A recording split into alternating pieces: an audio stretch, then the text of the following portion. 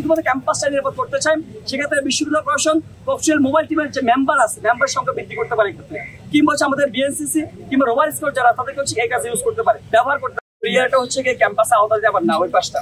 আবার যদি আপনি এই পাশে হাইকোর্টের মোড় দেখেন, হাইকোর্টের এই পাশটা, আবার যে শাহবাগ থানা, এই দুই নিউ মার্কেট মানে এই পাশটা পুরোপুরি ক্যাম্পাস হচ্ছে মানে কি চারদিক থেকে কোনো গেরুটি দেওয়ার কোনো স্কোপ নাই।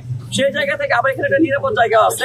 আমাদের বিশ্ববিদ্যালয় প্রশাসন আমরা একটা বিষয় করা যায়, সমাধান করা যায়।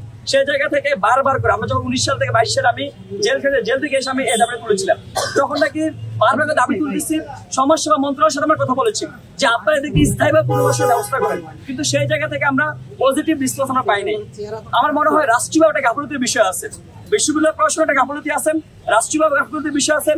আমার মনে হয় যদি শুধুমাত্র ক্যাম্পাসটা নিরাপদ করতে চাই, সেক্ষেত্রে বিশ্ববিদ্যালয় প্রশাসন প্রফেশনাল মোবাইল টিমের যে মেম্বার আছে, মেম্বার সংখ্যা বৃদ্ধি করতে পারে ক্ষেত্রে, কিংবা আমাদের বিএনসিসি কিংবা রোভার স্কোয়াড যারা তাদেরকে এই কাজে ইউজ করতে পারে, ব্যবহার করতে পারে। আমার মনে হয় যদি কি বিশ্ববিদ্যালয় প্রশাসন এবং রাষ্ট্রীয় প্রশাসন আন্তরিক হয়, ইস্তেফা পুনর্বাসনের ব্যবস্থা করে। কিন্তু দেখেন স্যার একটা অসহায়ত্ব প্রমাণ করছে, বিশ্ববিদ্যালয় বিস্তৃত তথ্য দুজন অসহায়ত্ব প্রমাণ করছে। তারা বলছে দেখো আমরা হচ্ছে সকালে উঠে 1 ঘন্টা উঠে দিই, আবার 1 ঘন্টা তারা এসে বসে যায়। এটা স্বাভাবিক বসবে, কারণ তাদের জায়গায় যাওয়ার কোনো জায়গা নাই। সেই ক্যাম্পাসকে একমাত্র নিরাপদ জায়গা ক্যাম্পাস তার জন্য, আশেপাশে ঢাকা শহরে কোনো নিরাপদ জায়গা নেই।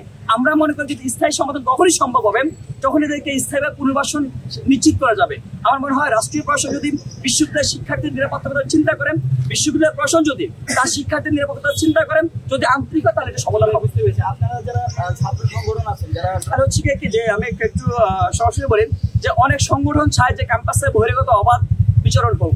তো সেই জায়গা থেকে যখনই আমরা কিন্তু বহিরাগত আমরা একই সময় বলতে চাই বহিরাগত নিয়ন্ত্রণ করা জরুরি। যদি বহিরাগত আপনার নিয়ন্ত্রণ করা না যায়, তাহলে শুধু একজন সাম্য না যে আমি আপনাকে দেখেন দাঁড়িয়ে কথা বলতেছি, আমি আপনাকে হয়তো বা 2 দিন পরে সাম্যর জায়গায় চলে যাবো, কারণ বহিরাগত আপনার নিয়ন্ত্রণ হবে না। আমরা অনেকে দেখেছি যে যারা হচ্ছে বাবুগুড়ি যারা আছে, বাবুগুড়িতে যখন আমরা কথা বলতে চাই কিছু সংগঠন, তখন হচ্ছে গিয়ে তাদেরকে বাবুগুড়ির প্রীতি তাদেরকে সে জন্মায় যায়, তারা হচ্ছে গিয়ে নানান বিষয়টাকে আটকে দেওয়ার চেষ্টা করে। আমার মনে হয় ছাত্র সংগঠন হিসেবে ছাত্র সংগঠনের সবচেয়ে বড় যে প্রথম কাজ, সেটা হচ্ছে ছাত্রদের কল্যাণ জন্য কাজ করা। আদতে ছাত্ররা কি চায়, কিন্তু আমরা দেখি যে ছাত্র সংগঠন গুলো যতটা বেশি ছাত্রের জন্য কাজ করে, তার চেয়ে বেশি কাজ করছে কি তার দলের জন্য, দলের স্ট্যান্ডটা কি, তার মাদার পার্টির স্ট্যান্ডটা কি, কিংবা শ্রমিকদের স্ট্যান্ডটা কি। আমার মনে হয় ছাত্র সংগঠনকে অবশ্যই শিক্ষার্থীদের যে ফার্স্ট প্রায়োরিটি শিক্ষার্থীরা হবে, তার ক্যাম্পাস হবে, তার ক্যাম্পাসের শিক্ষার্থীরা কোন জায়গায় বেশি নিরাপদ, কোন কাজটা শিক্ষার্থী উপকার হবে, সেই জায়গাটা ফার্স্ট প্রায়োরিটি আগালে আমার মনে হয় যে শিক্ষার্থী বান্ধব একটা ক্যাম্পাস গঠন করা যাবে। এই সংগঠনগুলো